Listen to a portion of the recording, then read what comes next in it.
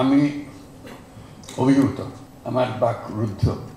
আজকে তারা আমাদের জাতিকে বিশেষভাবে উদ্বুদ্ধ করছে, সেজন্য আমরা তাদের প্রতি কৃতজ্ঞ। দেশের বরেণ্য ব্যক্তিত্ব যারা আজ 21শে পদকে ভূষিত হয়েছেন, তাদেরকে দেশবাসীর পক্ষ থেকে অভিনন্দন জানাচ্ছি। আপনাদের অবদানের জন্য জাতি বিশেষভাবে কৃতজ্ঞ। আপনারা জাতির পথ প্রদর্শক। আপনাদের অবদানে উদ্বুদ্ধ হয়ে জাতি দৃঢ় বিশ্বাসে জাতিপুঞ্জের মজলিসে ক্রমাগতভাবে উন্নততর অবস্থানে নিজেকে প্রতিষ্ঠিত করবে। গত বছরের 5ই আগস্ট ছাত্র শ্রমিক জনতার অভ্যুত্থানের মধ্য দিয়ে আমরা পেয়েছি এক নতুন বাংলাদেশ। এই বিজয়ের মধ্য দিয়ে সুযোগ এসছে এই নতুন বাংলাদেশ নির্মাণের।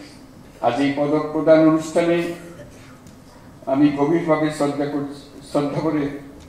শ্রদ্ধা করে স্মরণ করছি দেশমাতৃর জন্য বিভিন্ন লড়াই সংগ্রাম, 52 ভাষা আন্দোলন, 71-এর মহান মুক্তিযুদ্ধ এবং 24-এর গণ অভ্যুত্থানে যে সকল সাহসী ছাত্র শ্রমিক জনতা প্রাণ বিসর্জন দিয়েছেন এবং আহত হয়েছেন তাদের সকলকে।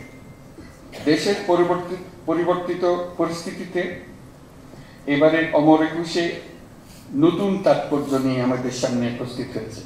আমরা জানি 21শে ফেব্রুয়ারি আমাদের আত্মপরিচয়ের অবিনাশী স্মারক। আমাদের স্বাধিকার চেতনার প্রাণ প্রবাহ 21শে ফেব্রুয়ারি। 1952 সালের এই ফেব্রুয়ারি মাসেই রাষ্ট্রভাষা প্রশ্নে পাকিস্তানি শাসকদের চাপিয়ে দেওয়া অন্যায় সিদ্ধান্তের প্রতিবাদে রুখে দাঁড়িয়েছিল ছাত্র সমাজ। ঢাকার রাজপথে বুকে তাজা রক্ত ঢেলে বাংলা ভাষাকে রাষ্ট্রভাষা হিসেবে প্রতিষ্ঠিত করেছিল। এই ভাষা আন্দোলনের মধ্যে দিয়ে আমাদের স্বাধিকার চেতনার এক অবিশ্বাস্য জাগরণ সৃষ্টি হয়েছিল।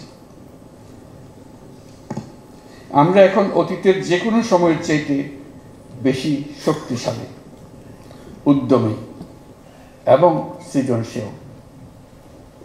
আমাদের তরুণ প্রজন্মের স্বপ্ন অতীতের যে কোনো প্রজন্মের স্বপ্নের চাইতে দুঃসাহসী। তারা যেমন নতুন বাংলাদেশ সৃষ্টি করতে চায়, তেমনি একই আত্মবিশ্বাসে নতুন পৃথিবীর সৃষ্টি করতে চায়।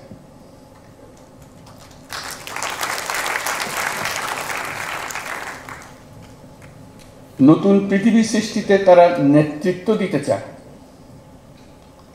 সেই নেতৃত্ব দেওয়ার জন্য তারা প্রস্তুত। ছেলেরাও প্রস্তুত, মেয়েরাও প্রস্তুত। তারা ঘুণে ধরা আত্মবিনাশী সভ্যতার বন্ধন মুক্ত হয়ে তাদের স্বপ্নের নতুন সভ্যতা গড়তে চায়।